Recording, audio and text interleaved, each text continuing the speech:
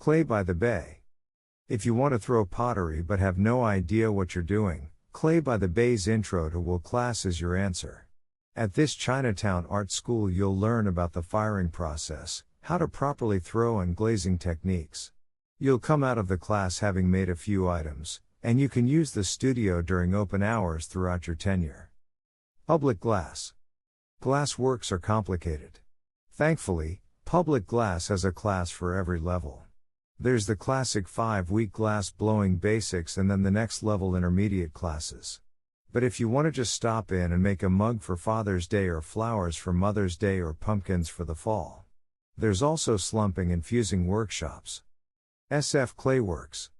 If you have some experience, or none at all, this beginner's ceramics class is for you. The 8-week course gives you plenty of time to get comfortable behind the wheel. It's also great for those who want to master their hand building techniques.